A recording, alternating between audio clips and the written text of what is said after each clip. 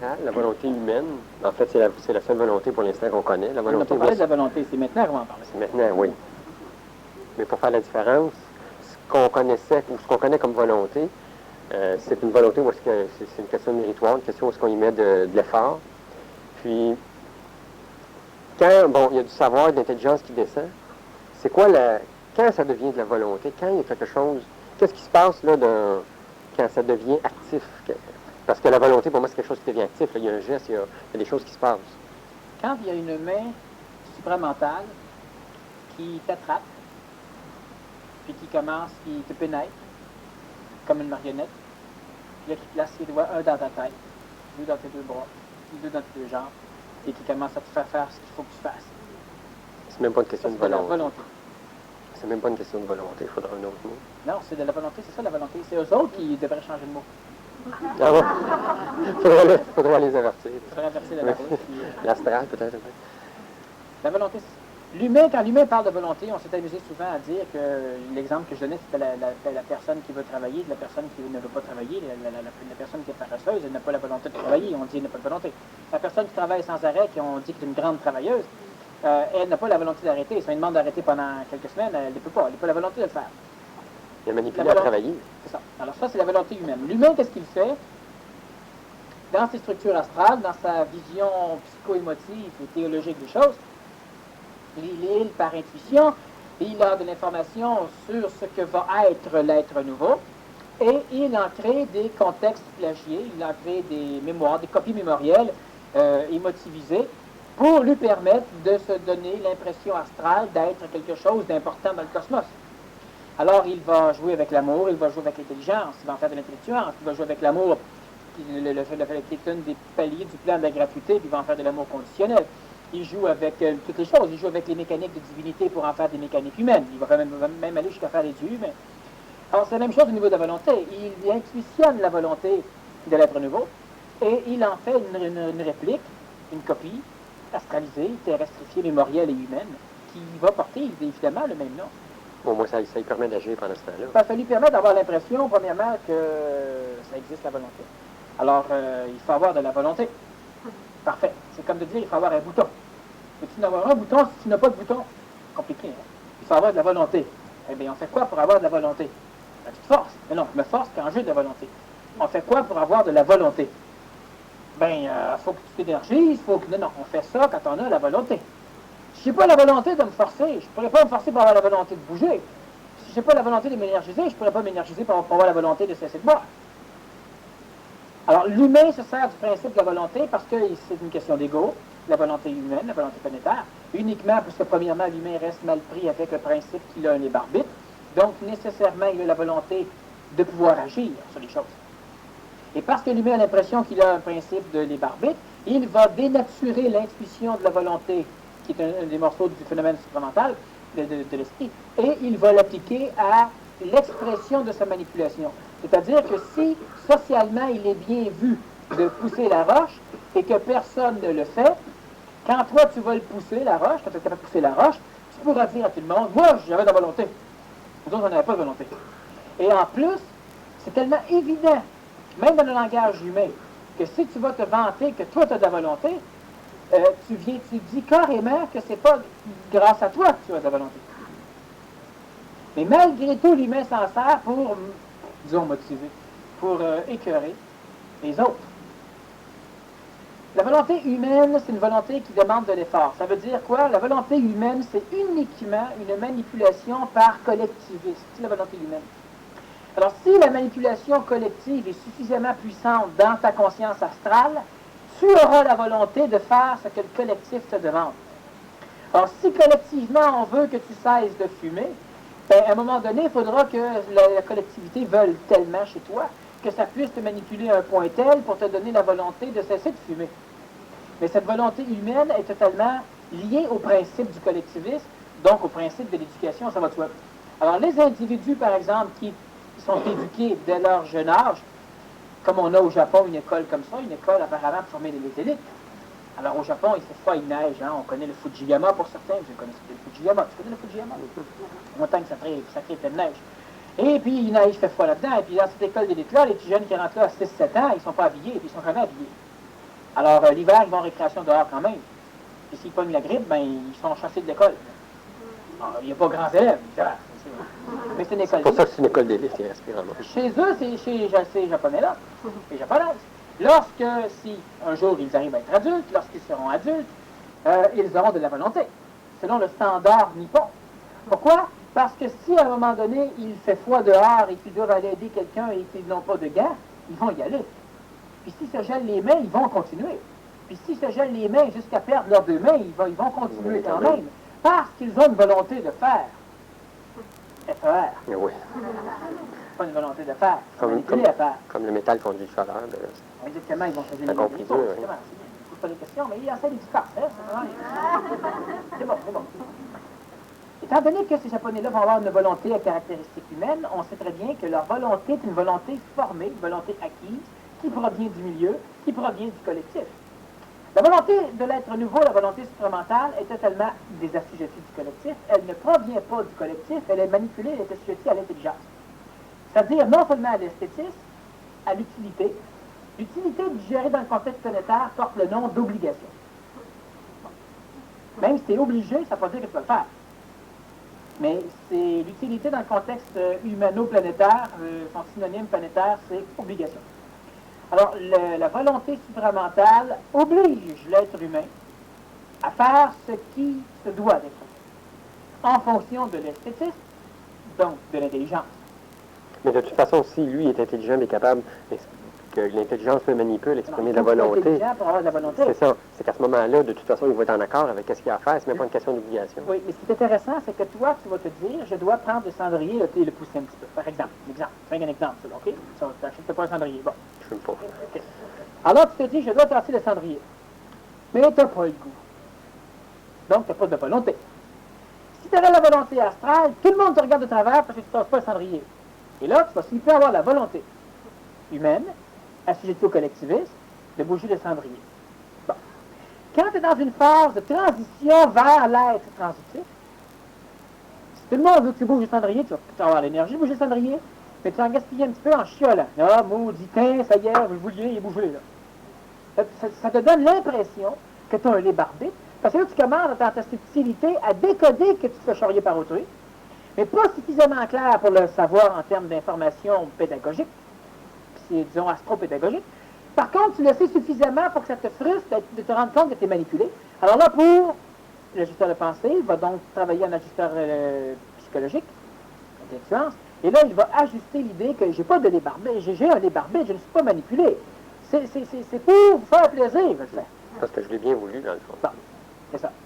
Et à un moment donné, ce qui va arriver, c'est quand tu arrives à un niveau plus subtil, donc quand tu commences à être en contact avec ton esprit, tu dois bouger le cendrier, et tu n'as pas l'énergie collective pour bouger le cendrier, tout le monde te dit de bouger, et tu n'as rien à foutre. Là, tu dis, je sais, je devrais le bouger, mais ça ne te tente pas, tu n'as pas le goût. Qu'est-ce que c'est, ça ne nous tente pas? C'est qu'on n'a pas l'énergie biologique nécessaire pour vous faire une action. Ça ne tente pas. Est-ce que ça tente de faire le ménage? Non. Est-ce que ça tente d'aller jouer aux cartes? Peut-être que oui. Bon, pourtant, c'est de la motricité. Oui, mais si c'est ça. La volonté tu n'auras pas l'énergie physique pour faire une chose, tu l'auras pour faire une autre chose. Bouger mon cendrier, je ne l'ai pas. Et à un moment donné, ce qui va arriver, c'est que je vais subitement me sentir déconnecté, reconnecté, et je vais, moi, mentalement, savoir que je suis présentement en contact avec la volonté. Et je vais me rendre compte que ma main bouge exactement comme si mon corps physique, habité par un corps astral, se déconnectait du corps astral, se tassait de côté et embarquait dans un corps supramental. Alors je sens, là, évidemment, quand ça va vous arriver, essayez pas d'entendre les déclics. Bang, ça y est, je sais ça.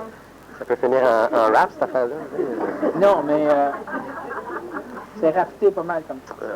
Alors, ce qui va arriver à un moment donné, c'est qu'on a l'impression psychique qu'il se passe quelque chose du genre. Et là, on va découvrir que notre bras se lève, qu'on prend le cendrier, qu'on tasse le cendrier, qu'on est bien content dans les débuts. En même temps, on sent à l'intérieur de nous une insécurité parce que l'ego vient de se rendre compte que c'est pas lui qui vient de tasser le cendrier. Donc, il ne contrôle pas. Et là, l'ego a une insécurité parce que l'ego se dit, ouais, mais là, si je décide d'aller prendre une bière et qu'il ne veut pas, on va faire quoi? L'ego est insécure, là. Et là, subitement, tu as la volonté. Quand tu arrives à l'étape de volonté... C'est subi, là. C'est pas... Il n'y aura pas une transition sur un an. Ça va être... on va sentir une première fois que ça arrive. Ça va être une transition sur un an, c'est-à-dire que 2 jours après, il faut que tu passes encore ton cendrier, puis là, tu ne l'auras pas, et tu décliques. Parce que l'ego, lui, il ne laissera pas le terrain facilement comme ça. L'ego expérimente les choses, l'ego va s'organiser différemment. Sauf que si tu continues à intelligencer en disant, eh bien, je vais finir par l'avoir de toute façon, puis là, tu continues à explorer l'absurdité de la mécanique, tu continues encore une fois à créer de la subtilité dans ta conscience, donc tu continues encore à descendre le savoir, et à force de descendre le savoir, tu descends de l'énergie, et à un moment donné, tu vas avoir l'énergie qu'il faudra encore une fois pour le bouger. Et puis là, voilà. Quand je parlais tout à l'heure de volonté paroxystique, quand l'humain vit de l'expérience de l'écœurement, il voit des formes se briser au niveau de son ego, celle-ci libère de l'énergie, et cette énergie qui provient de l'ego suite à une forme brisée est perçue d'une façon très particulière par l'ego, et c'est ce qui est exprimé dans le langage français sous le terme écœurant. Bon. C'est de l'énergie utilisable. Maintenant, cette énergie-là, je vais la conserver, et quand j'ai suffisamment d'énergie, je vais être capable de prendre le cendrier, de le pousser. Là, j'ai une volonté paroxystique, qui n'est pas tout à fait la volonté collective et qui n'est pas tout à fait la volonté supramentale. C'est entre les deux. C'est la volonté transitive. C'est une volonté paroxystique. Et c'est surtout elle, au départ, qui va commencer. Si la transition, la volonté paroxystique, elle vit une période de transition qui s'échelonne en termes de temps, ça dépend des individus. Mais en termes de qualité, c'est pas nécessaire que tout le monde vive ça. Comprenez-vous bien. Vous êtes rendu au bout là-bas, tu dis pas, crime, j'ai manqué une étape quelque part, faut que je retourne, j'ai pas été malheureux pendant ma transition. Ça n'a pas été assez dur. Je suis pas normal. Bon. Ça n'a pas été assez dur, je crois. C'est ça. Alors, ce qui va arriver à un moment donné, c'est qu'on va avoir l'écœurement, et puis là, on va le prendre le cendrier pour on va le torer, raide. Il y aura une émotivité qui va être exprimée pendant le mouvement du cendrier. Pourquoi? Parce que notre volonté paroxystique est encore... Il y a une grande partie de l'ego qui va se servir de l'énergie de l'écœurement pour pouvoir s'énergiser dans l'écœurement. Forme de masochisme égoïque. Est-ce que la volonté, elle va pouvoir Voilà. plus... Ah. L'étape qui suit, non, c'est pas grave. L'étape qui suit, l'individu va être capable de le tasser mentalement. Ça reste une volonté paroxystique. L'étape qui suit, 3 étapes, l'étape qui suit, l'individu va être capable de tasser le cendrier après s'être laissé imbiber par l'écœurement, mais sans jamais vivre de dépression, sans jamais vivre d'écœurement psychique. Il va vivre uniquement un écœurement qui ne fait pas partie du concept de l'écœurement. Il va vivre l'écœurement énergétique, qui simplement se laisser imbiber par l'énergie libérée par les formes.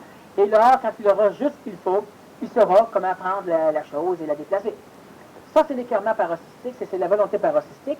Et une fois que l'humain en est rendu à ça, il va commencer pendant l'étape de l'expression du 3e facteur de la volonté paroxystique, ou un peu après, parce que c'est pas nécessairement chronologique, quand tu as fini un, tu commences l'autre, ça se mêle. Et l'individu va commencer à exprimer ectopiquement de la volonté supramentale. Ectopiquement veut dire de temps en temps, de façon disparate, sans qu'on sache trop où, pourquoi, ni quand.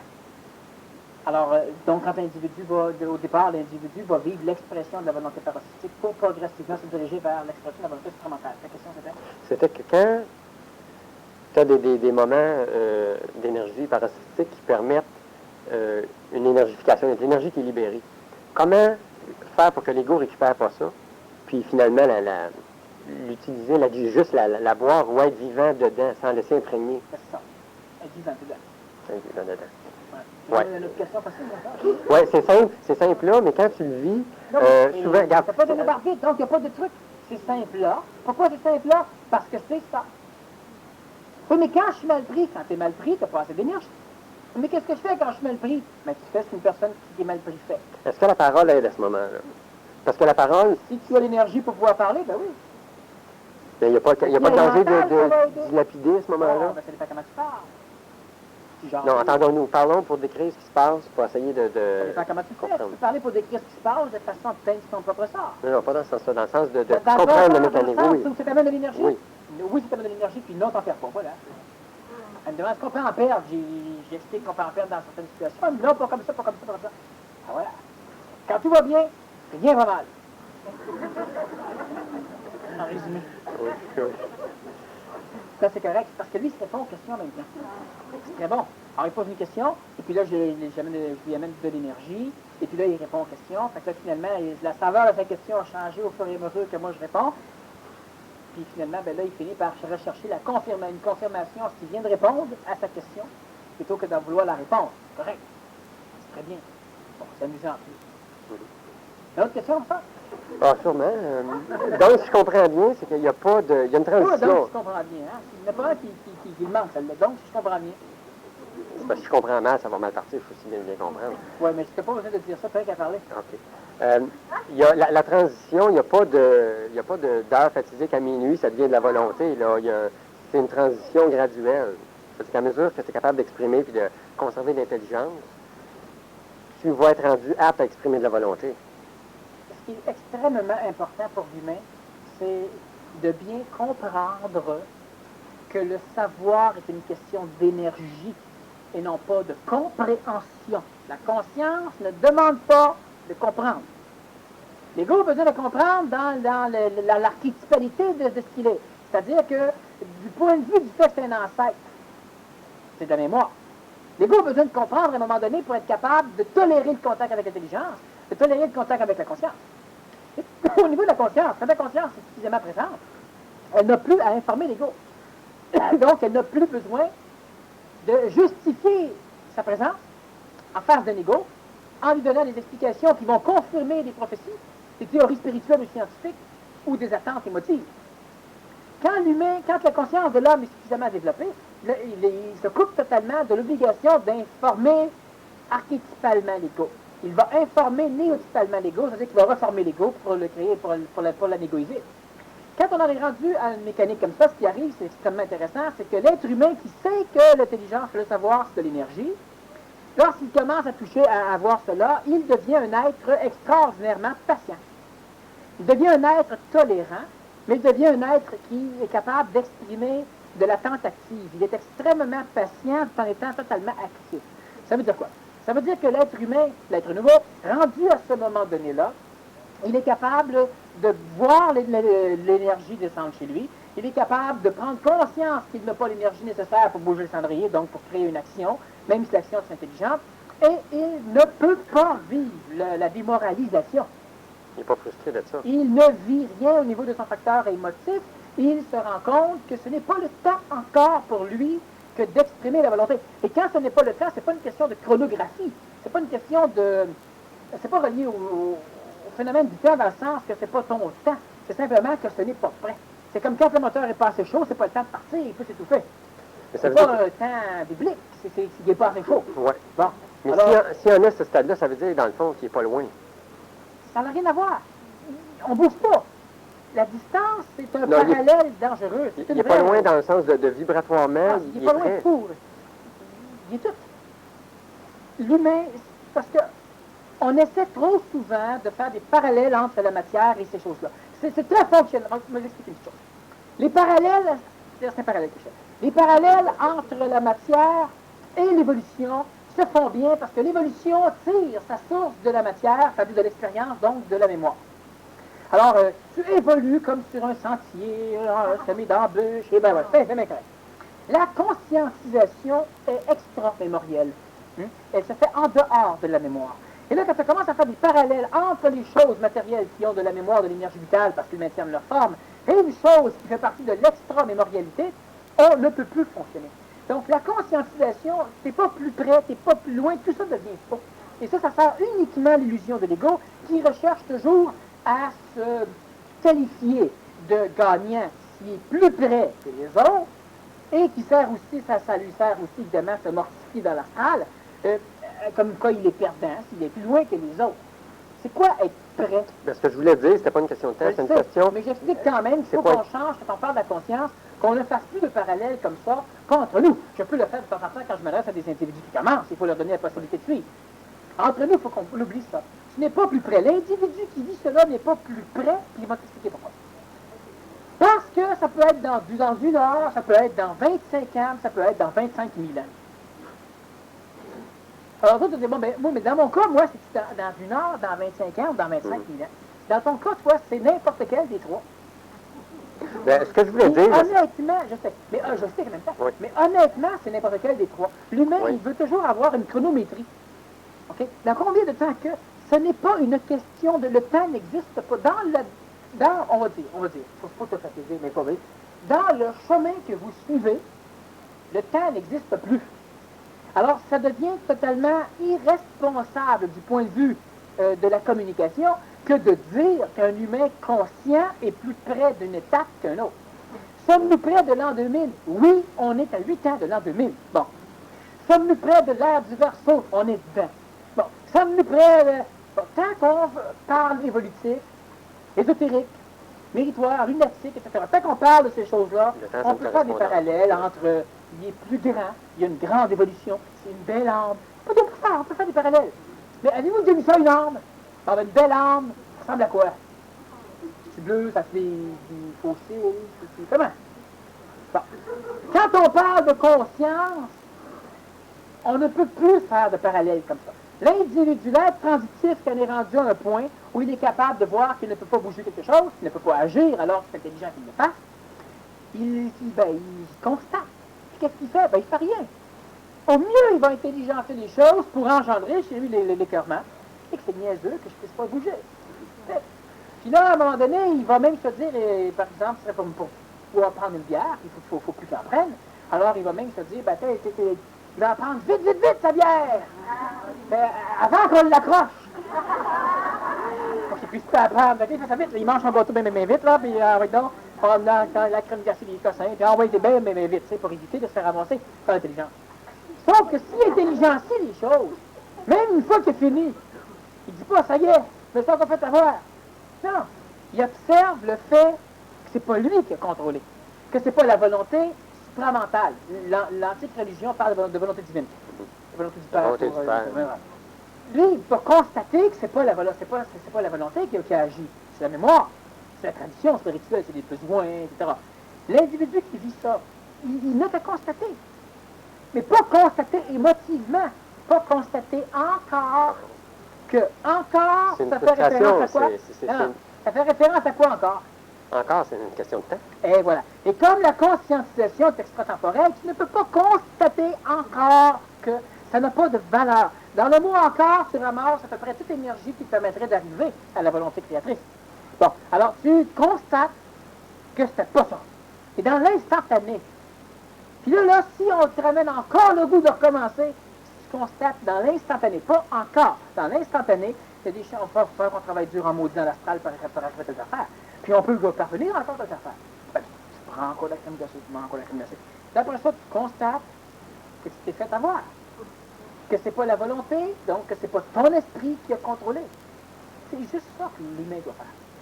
Puis là, progressivement, à un moment donné, il va subitement, par l'intelligentiation, par l'observation de la stupidité, et quand on parle de stupide, c'est pas péjoratif, l'abstinence d'intelligence, l'humain va finir par créer encore de l'écœurement chez lui. Il va briser des formes. Il va briser, par exemple, l'une des 25 000 formes du libre arbitre qui reste chez lui.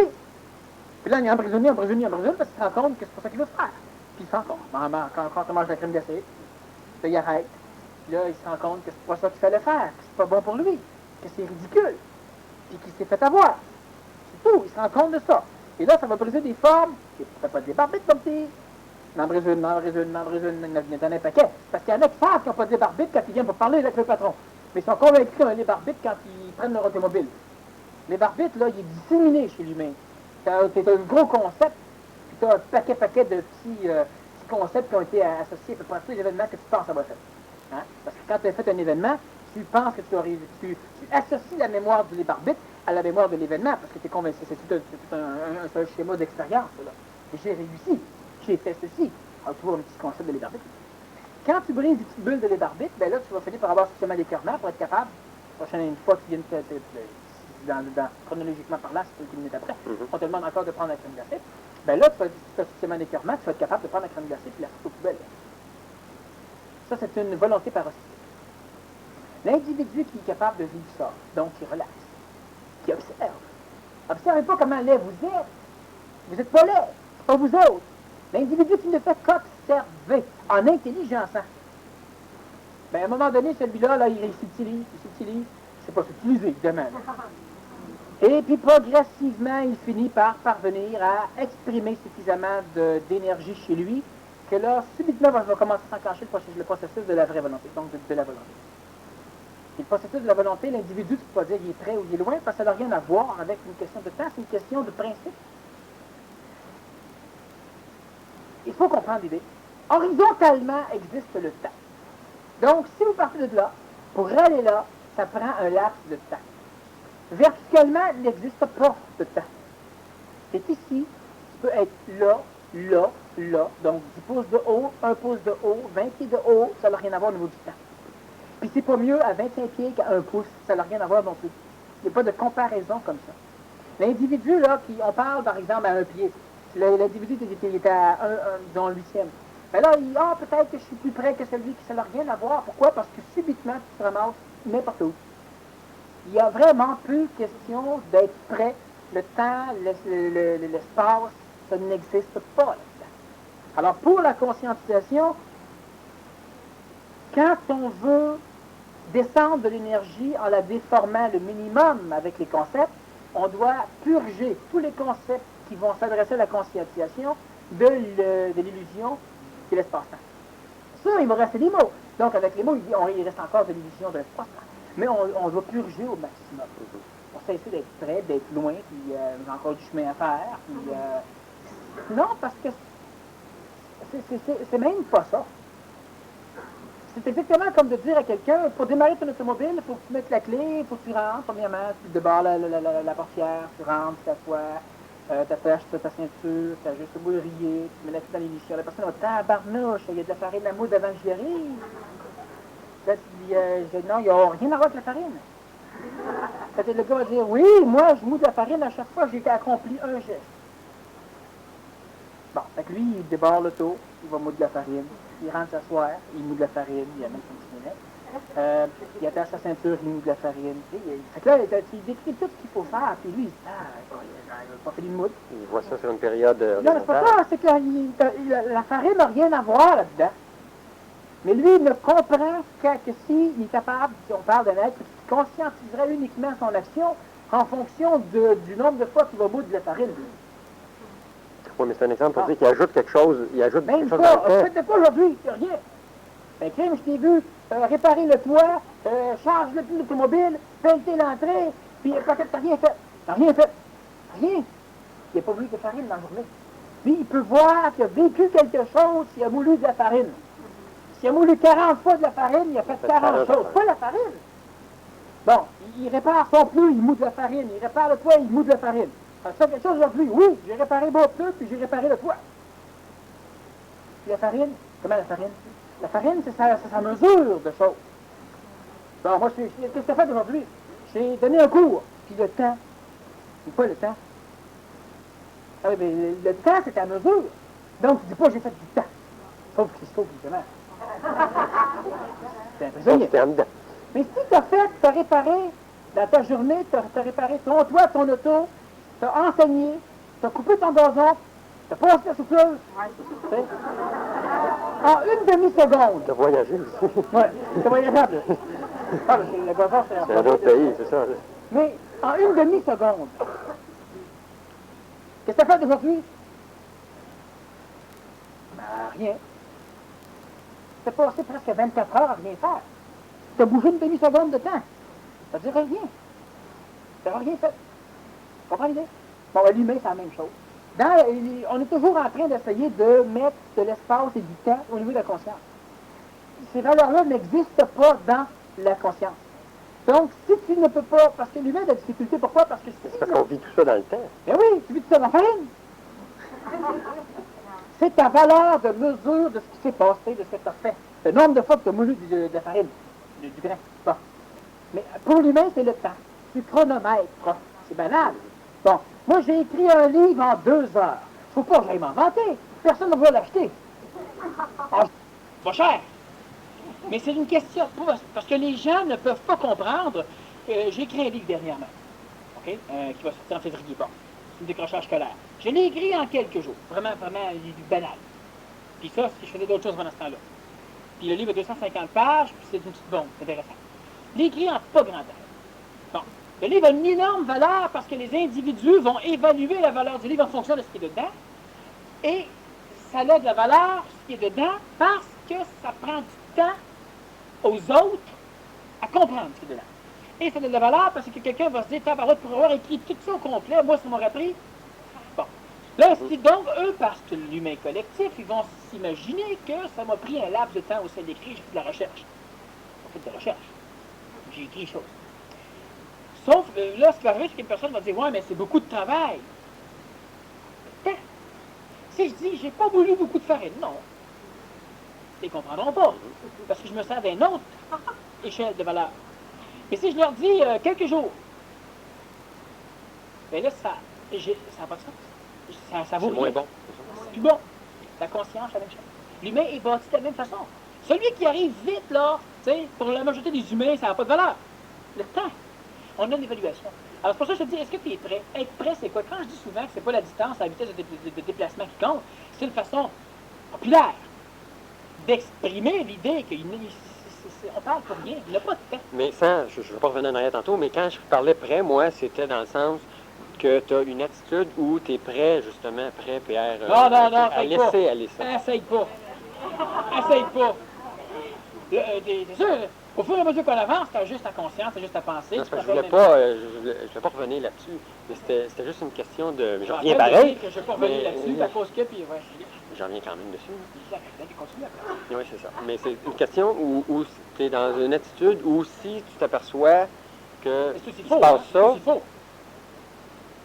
Laisse-moi PRES, finir. PRET, c'est aussi faux. Tu n'es pas plus prête que tu es presse.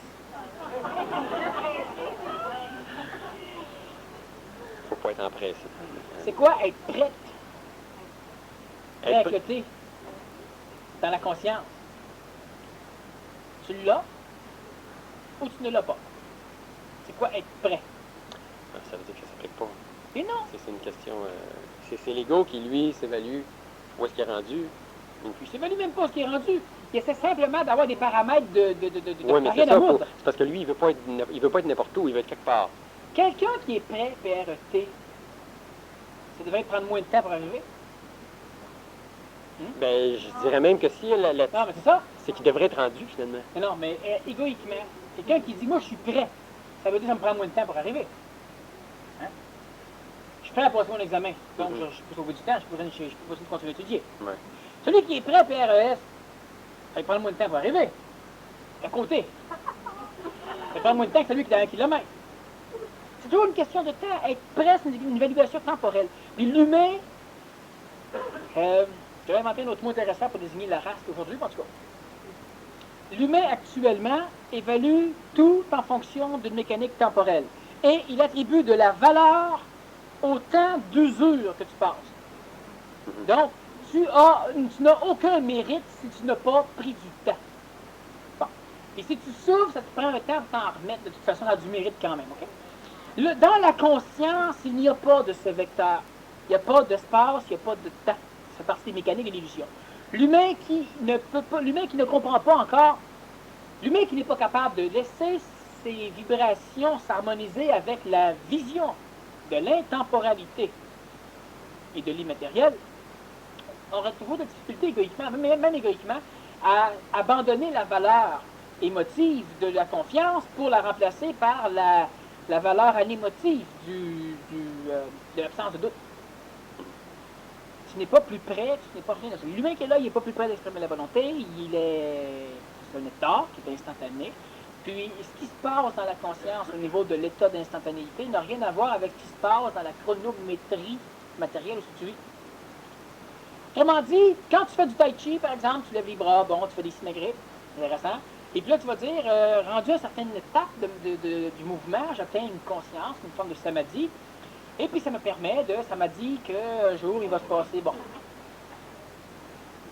Tu peux t'habituer à enclencher la mécanique samadhique seulement quand tu arrives au même mouvement, donc après une demi-heure de tai chi. Mais tu peux aussi un jour t'endormir sur ton tai chi, puis après 3 minutes, arriver au même contact. Là, parce que tu es un ego, tu vas trouver que, hey, c'est amélioré en maudit. C'est pas amélioré. physiquement, tu n'as rien changé. C'est dans l'intemporalité que s'est passé quelque chose. OK? Au niveau du lien avec le plan physique. Parce que ton ego n'était pas là, mais c'est pas une évolution, tu t'es pas amélioré. Okay? L'événement était différent, ça permet un contact plus facile. Mais toi, tu t'es pas amélioré. Demain matin, tu as après 3 minutes, tu l'auras pas, puis après 4, après 5, peut-être après 25 minutes comme d'habitude, tu vas l'avoir. Tu t'es pas amélioré. Puis l'humain, lui, il évalue toujours la conscientisation en fonction des démarches d'évolution. C'est-à-dire en fonction des mutations mentalo-psycho-vitalo-physiques. Au lieu d'évaluer, aujourd'hui, je vois clair, je vois. Bon, là-dedans, c'est clair. Ouais, mais ton auto est toujours aussi sale. Et c'est quoi le rapport entre l'intelligence et la vision claire? Ah, mais un être nouveau a un auto propre. Oui, mais un être nouveau-né n'a pas eu le temps de la laver. Okay? Mais l'humain évalue toujours ce qu'il est dans la conscience en fonction de ce qu'il exprime dans l'évolution.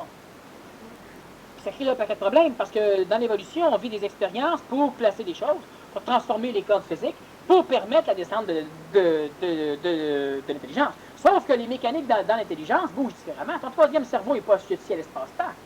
Donc, mais quelle grandeur tu as, mon troisième cerveau, il est bien évolué, on peut te faire une scanographie. Tu n'as pas de matière, tu n'as pas de temps, rien à voir là-dedans. La volonté, c'est la même chose. La volonté, elle commence à apparaître à un moment donné à travers l'humain, à travers la conscience de l'homme, après l'expérience de la volonté paroxystique. Et elle imbibe l'humain à un point tel qu'à un moment donné, l'individu n'a pas besoin d'effort pour bouger le cendrier. Et parce qu'il n'a pas besoin d'effort pour bouger le cendrier, instantanément, il ne vit plus. Il ne vit plus sous le joug de l'écœurement. Il a passé l'étape, finalement. Oui, c'est-à-dire que maintenant, chaque fois qu'il y a des formes qui vont se briser, probablement, quand tu es capable d'exprimer de la volonté, tu reçois plus d'énergie. Parce que tu as plus d'énergie, c'est cette énergie-là qui, maintenant, te rend locomoteur, qui va te faire bouger, va te faire faire les choses dans la matière. Là, tu exprimes la volonté. Et ça va avoir des répercussions aussi au niveau du monde astral. Les événements vont commencer à se placer uniquement pour ta présence, pour que tu puisses être plus libre d'exprimer l'intelligence. Okay? Mais c'est progressif. Tu n'as pas d'en occuper. On devient une masse plus importante, tout tourne autour de nous. Oui. Maintenant, ce qui arrive, c'est que l'individu, parce qu'il reçoit plus d'énergie, n'a plus besoin d'attendre après l'énergie de l'écœurement pour engendrer de la volonté paroxystique pour pouvoir bouger. Il faut comprendre le principe. L'individu, il est en contact avec le savoir. C'est vous, c'est l'individu. Il ne peut pas bouger. Il ne peut pas accomplir. Il ne peut pas faire ce qu'il veut. C'est normal. Vous devriez l'accepter chez l'enfant, vous devriez l'accepter chez l'adulte qui se conscientise, vous devriez l'accepter chez vous. Aimez-vous assez pour ça. Vous le savez. Mais je ne peux pas le faire. C'est sûr, c'est le savoir, pour l'instant. Vous savez, c'est l'énergie. À un moment donné, volonté paroxystique, c'est pas « on m'a fini par l'avoir ». Non, là, tu te colérises. Tu vas brûler encore de l'énergie. Ah, tu vas pouvoir finir par le faire. Mais c'est pas agréable. C'est évolutif. L'évolution, c'est pas drôle. La conscientisation, c'est plaisant. Alors, à un moment donné, tu observes, tu le laisses arriver, puis subitement, tu es capable de le faire, puis quand tu l'as fait, ben voilà. Baigne dans la volonté paroxystique, baigne pas dans l'ego qui dit « bon, ben, je l'ai fini par l'avoir ». Enfin. T'as rien eu. Bon. Puis progressivement, l'intelligence va pouvoir s'exprimer de plus en plus, ce qui fait que ça va te donner un quota d'énergie plus grand. Puis progressivement, tu vas avoir l'énergie qu'il faut pour être capable de bouger. Alors là, tu vas te dire, bon, il faudrait que j'aille, par exemple, prendre une douche. Me doucher. Oh, je n'ai pas le goût. Hop, tu te lèves. Puis, mentalement, tu es content, maudit. Hey, j'ai même pas lutté. Je suis en train d'allumer l'eau. J'ai même pas de problème. Puis en même temps, l'ego, il se sent insécure, c'est pas croyable. Mais toi, tu te sens heureux en haut. Là, tu prends ta douche, quand tu sors, là, ton ego est content. Parce qu'il se sent bien, tu t'es lavé, des énergies que tu as ramassées, n'importe quoi. Bon, il se sent bien. Sauf que là, l'ego, il se dit, ben, en tout cas, bon. J'ai pas fait ce que je voulais. Non. Sauf que toi, parce que tu es écologique, parce que tu connais l'importance du corps mental, de temps en temps, tu vas avoir la volonté de rencontrer des individus pour parler, nourrir le corps mental. Parce que tu connais l'importance du corps astral, tu vas avoir aussi la volonté de rencontrer des individus, des jeux, des jouets, un animal, un paysage, de voyager, pour nourrir le corps astral. L'ego va être paradisier. Un égo paradisier, là, faites-en pas, c'est pas long qu'il se ramasse un égoïque. OK? Il se ramasse au paradis. Et il va être bien. Pour l'ego, c'est ce qu'il veut, lui. C'est ce qu'il vibre, c'est pas ce qu'il veut parce qu'il est convaincu que ce qu'il veut est impossible. Mais il ne peut pas faire autrement que de continuer à y croire parce qu'il est structuré à même de l'énergie, puis la provenance de l'énergie provient de son paradis. Donc, il n'y a pas le choix Oui, ça existe, mais j'y crois pas. Mais ça le tient quand même. Il n'y a pas le choix. Alors, à un moment donné, tu vas avoir la volonté pour nourrir le corps astral, tu vas avoir la volonté qu'il faut pour nourrir le corps vital, pour nourrir le corps physique. La volonté supramentale, c'est pas quelque chose qui va dire à un moment donné, bon, ben là, écoute, là, on s'amuse-tu, là, c'est fini. L'ego, là, banzai, l'ego. Un corps astral, il a besoin d'énergie. La façon d'alimenter le corps astral, il faut communiquer dans son langage. Puis dans son langage, c'est le rire, l'amusement, le plaisir, c'est être bien avec d'autres individus, échanger au niveau des énergies astrales, avec des animaux, avec un arbre, avec des paysages, avec le sol, avec ton corps, avec l'air. C'est vivre. Bon, ça, tu vas avoir la volonté de le faire. Oh, j'ai pas aimé, d'abord tu te lèves. Là, ben, je voulais pas aller jouer au tennis, mais là, ça y est, les prochains ramasse la raquette, ramasse les balles, puis là, tu t'en vas, puis subitement, le corps va être agréablement surpris. Puis ton ego va dire, ben, regarde, t'as perdu quand même. Parce que lui, il ne faut pas de rapport. Oui. Il voit ça, il voit le résultat. Supramental, ça devrait jamais manquer la balle. Gagner. Et l'autre, qui est supramental, il va n'y aura pas de gagnant. Hein? Ça va être une partie longue. Et encore non. J'ai vu, c'est long. Non. Tu payes pour une heure, après une heure, tu es dehors. La partie, c'est jamais plus long que 15 parties, c'est une heure. Le fait de descendre... Long dans le sens plat en plus. Oui. Le fait de dire bouge ton corps, ça amène un peu ce type de volonté. C'est exactement ce qui arrive, c'est quand je dis prends ton corps et bouge, c'est que si l'individu est capable de se le prononcer, c'est une phrase clé, si l'individu est capable de se le prononcer au bon moment, ça va libérer chez lui juste l'énergie, c'est pas énorme, ça peut libérer juste l'énergie qui lui manque pour bouger. Mais c'est pas j'ai pas le goût. Prends ton corps qui bouge. Ça ne fonctionnera pas. C'est quand tu l'oppresses, si ça revient, c'est une litanie. Si ça revient, ben là, prends ton corps puis bouge. Ben, bouge! Ben, à un moment donné, ben, bouge! Là, il y a au moins quelqu'un qui va venir te faire bouger, là. C'est beau, ça. Crier comme ça. Oui. Mais là, tu es capable de le faire parce que tu communiques par la parole. Donc, tu ne immobiliseras pas trop le phénomène de l'énergie. Alors, la volonté va s'exprimer à travers l'humain de cette façon-là, c'est qu'à un moment donné, vous allez voir qu'il faut le faire, et vous allez être en train de bouger pour le faire. Ça, c'est de la volonté. Tout ce qui n'est pas comme ça n'est pas de la volonté, c'est de la copie. C'est la volonté qui est assujettie aux mécaniques collectives, donc aux mécaniques d'éducation. Alors, si ça demande de l'effort, c'est bien. C'est pas parce que, ça me demande de l'effort, ben j'y vais pas. Non, c'est bon de manger pareil, c'est bon de se tasser devant un automobile qui s'en vient, même si ça demande de l'effort. Okay? C'est pas parce que ce n'est pas de la volonté qu'on ne doit plus travailler des manipulations sous le poids de l'effort. Ce que je dis simplement, c'est qu'il faut que l'humain fasse bien la différence, cesse de mélanger la volonté de la volonté. Hein? Parce que, t'as bien pas de volonté. Exact. C'est la seule réponse qu'un être peut donner. Effectivement, j'ai pas beaucoup de volonté. Ah, mais c'est vraiment plus que ça. C'est exact, c'est vraiment plus que ça. Ça fait quelque chose. Mais c'est ce que je fais. Quand ce sera le temps, tu fais rien, regarde, tu ramasses pas tes affaires. Mais non, je ne peux pas ramasser mes affaires parce que je n'ai pas de volonté. Toi-même, tu l'as dit, on l'a constaté mutuellement. Ça peut régler bien des problèmes, ça. Non, parce que l'autre va aller chercher son balai et il va te taper. Parce que quand un ego rencontre une conscience, ou un ego qui a appris la conscience de la mécanique, c'est frustrant. Il récupère tout ça. Non, c'est frustrant, maudit. T'es pas supposé savoir de ça. On n'a pas que mon gars entende ça. Là. Moi, c'est comme quand je dis que les humains sont par exemple, mensongènes. Ils génèrent le mensonge, comme les parents qui disaient à leurs enfants, là, t'es en retard, dis-moi pas que tu es encore allé chez tes amis. Non, je n'ai pas été jamais. Dis la vérité. Ouais. Mais dis-moi pas, tu sais, c'est la vérité, mais dis-moi pas ça. Mensongène. La majorité des humains sont mensongènes. Bon, c'est un peu la même chose au niveau de la volonté, au niveau d'un paquet de trucs. Ce qui arrive à un moment donné, c'est que quand toi, tu es capable d'expliquer quelqu'un de mécanique, même quelqu'un qui te dit, dis-moi pas que, ben, tu réponds, ben écoute, tu sais pas, je te demande, puis tu sais pas, je dis que j'étais chez mon ami. Fait que je te dis plus rien. Là, il est frustré parce que l'ego est frustré parce qu'il y a l'intelligence là qui décode toute sa mécanique. Il a l'air d'un épais. Parce qu'un bon ego, c'est un communiste. Et là, il faut simplement faire référence. La première loi du communisme, c'est que tu dois mentir tellement bien qu'on ne sache jamais si tu mens ou pas. C'est le premier règlement ça, dans le manifeste d'Artémis. Bon. Alors, un ego, c'est un peu comme lui. C'est-à-dire que l'ego, normalement, lui, il sait que c'est un bon ego s'il est capable de jouer un jeu tel que jamais personne ne peut savoir ce qu'il est. Fait que devant quelqu'un qui le déshabille au complet, Ça alors, marche il pas, rentre en là, guerre ouais, immédiate. c'est ça. Donc, on s'ajuste, on fait pas ça, évidemment. On est pas du moindre. J'appelle ça le mensonge pédagogique. Oui. Encore une question de temps, attendre que la personne soit prête. Dans son cas, à elle, oui.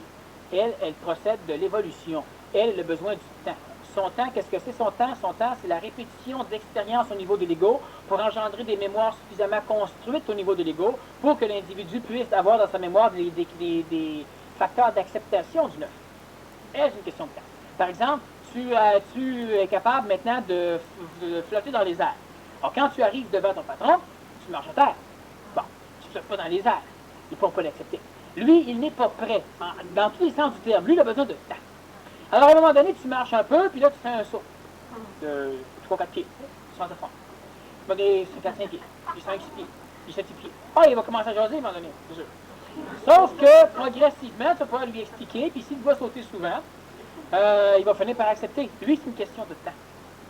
Mais un être humain qui est conscient, tu rencontres une conscience ici dans la salle, puis tu dis aux gens, je peux flotter, voulez-vous voir? Là, il y en a un paquet qui vont dire oui, des égaux puis des êtres humains conscients. Bon. Il y en a qui vont rien dire parce qu'ils ne veulent pas découvrir que ça se peut. Qu'eux autres ne puissent pas le faire. Jusqu'à ce que tu puisses pas. Là, à un moment donné, tu commences à flotter dans les airs. Normalement, si les êtres sont dans leur conscience, il n'y a personne qui va prendre la porte en paniquant. Ils vont même se nourrir. Il va y avoir des problèmes des égaux qui vont tourner. Mais les humains vont être corrects. Pourquoi? Parce que c'est pas une question de temps, là.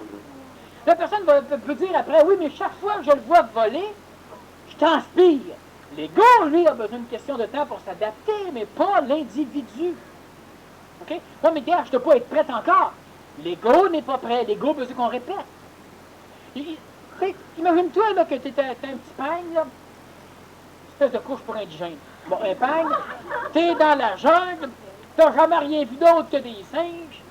Puis à un moment donné, il y a un hélicoptère qui arrive. Ben là, tu deviens fin. C'est ça.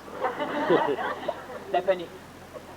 Aujourd'hui, quand tu vois un hélicoptère, qu'est-ce que tu dis? Tu ne le regardes même pas, tu fais, je tiens là, ouais, ça ne tombe pas ici, puis tu continues à faire ce style de tout. Bon. Pourquoi? Parce que le miracle, le divin, phénoménal, etc., là, tu étais tellement habitué par ça.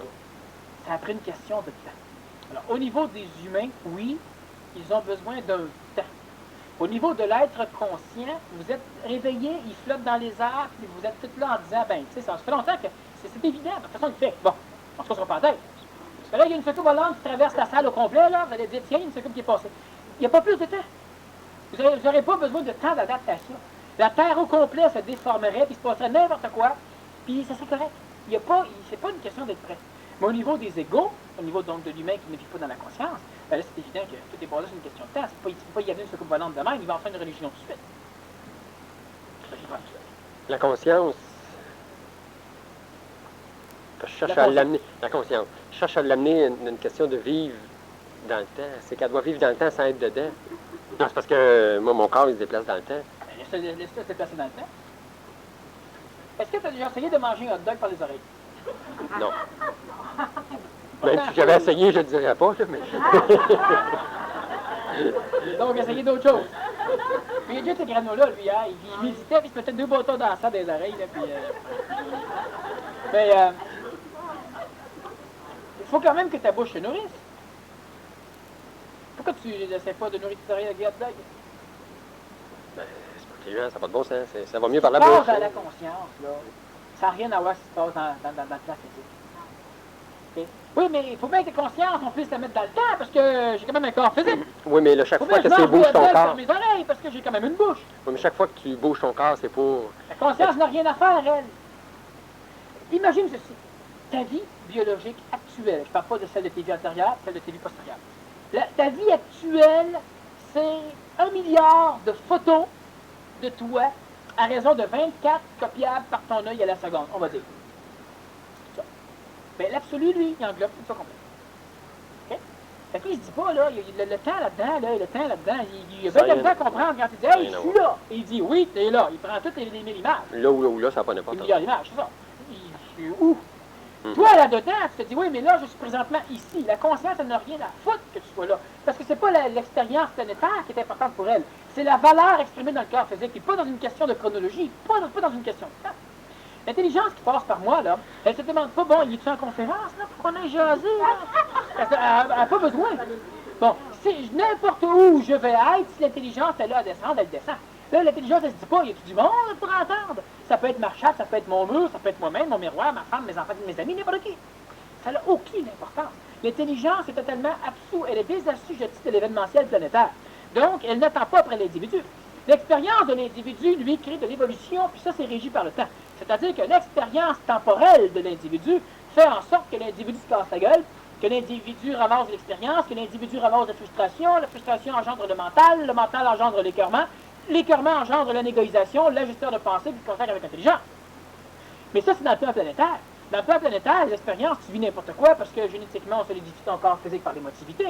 Tu nourris le monde astral parce que ça nourrit, etc. C'est tout vrai, ça, là. Et ça permet simplement de conserver un cadre, un écosystème astral. Maintenant, au niveau du plan d'intelligence, ça se dit pas quand il va se ramasser au Pérou, telle date, s'il éternue à tel moment, il va avoir un contact. Ça n'a rien à foutre. Tu peux être chez toi pour avoir le contact, être au Pérou pour avoir le contact, être en Afghanistan pour avoir le contact, être sur la Lune pour avoir le contact. OK, il n'y a pas de moment précis pour... Bon il n'y a pas de moment spécifique pour la conscience. Ça n'en a rien à foutre où on en est rendu. Sauf que le fait qu'on soit là, il y a un lien, là, parce que... Non. Ben oui, le fait que je bouge mon corps, que je fasse des choses... Pas au niveau du temps. Non, sans que ce soit au niveau du temps, là. Mais il y a un lien. Pas un lien chronométré. Là. OK, mais c'est ça que je veux dire. C'est un lien qui est en dehors du temps, mais qui a quand même un lien. Oui. Comment on peut définir ce lien-là? Pas comme tu l'as fait tout à l'heure, tu vois. Oui. As-tu une autre réponse? Ben oui. Ben, c'est comment qu'on peut définir ça? Premièrement. Ben, ça va bien avec la question. Non, c'est parce que c'est que là, je voyais quelque chose qui ne rentrait pas ensemble, puis là, je veux ajuster ça. Ça rentre ensemble. On appelle ça un monde parallèle. Ça répond au tout. Ah, c'est une bonne réponse. Ça. Bon, je ne sais pas ce que c'est, mais ça... Ah! Un monde parallèle. Deux mondes qui s'interpénètrent, qui sont qui, du point de vue planétaire, sont dans le même espace-temps. Dans le même espace, dans le même temps. Du point de vue extratemporel, du point de vue supramental, il n'y a pas de temps. L'intelligence qui descend chez toi, comprenez ceci. C'est banal. On est aujourd'hui telle heure. L'intelligence descend subitement chez lui, elle le révèle à lui. Ben, instantanément, toi, quand tu avais 12 ans, tu viens d'être révélé à toi. Puis quand tu es venu au monde, tu étais un Dieu. Instantanément, sur toute la ligne complète. Puis à 85 ans, là, tu étais niaiseux, puis pouf, tu es révélé. Okay? Toi, présentement, étant donné que ta structure mémorielle chronométrée est limitée à la génétique, à ce qui est fixé dans ton corps physique, a l'impression de parler de cette date du mois de janvier de telle année à telle heure, j'ai eu mon contact. Ce que tu ne sais pas, c'est que c'est peut-être le même toi dans 20 ans qui l'a établi, le contact. Que tu l'as aussi, parce que toi, tu l'as, OK? En même temps. Il n'y a pas de question de temps. Suis-je prêt? Ah, mais je n'ai pas long à faire. Ça dépend de l'autre zigoto là-bas. Puis l'autre dans l'autre vie, puis l'autre, etc. Quand tu vas le faire présentement, là, toi, en tant que soldat dans le passé, tu vas le régler. Un humain qui se fusionne change la planète. Pourquoi? Parce qu'il se fusionne dans tous les temps. Donc, il change toutes les histoires, toutes les passés, puis l'avenir, il change tout complet. Partout où est-ce qu'il a passé. Oui, le monde est plus réveillé subitement. Mais c'est sûr, le monde, ils l'ont connu, là, 2-3 000 ans. C'est banal. Mais intéressant. Le temps, Oui. le temps, non. Non, le temps, non, le fait que ça change Mais tout. dans l'enterrement, il y a du temps. Avec tout ça, on n'a pas eu le temps de parler de la volonté. Pas grave, c'est intéressant. On en a parlé quand même. C'est un peu. Ben, plus toi que moi. Oui, mais moi, effectivement. De toute façon, il s'attendait à ça, que ce soit plus toi que moi. C'est ça. Donc, on va faire encore une petite pause. Et puis après, on parle de la volonté, on parle de la créativité un petit peu, on répond aux questions que vous avez posées. En passant, à ceux qui sont venus vendredi dernier, vous savez que je ne réponds plus aux questions du public. Il y a 2 conférences d'1 heure les vendredis maintenant. Et ça ne veut pas dire que les dimanches, je ne réponds pas à vos questions, je réponds à vos questions à la 3e partie. Ne vous gênez pas.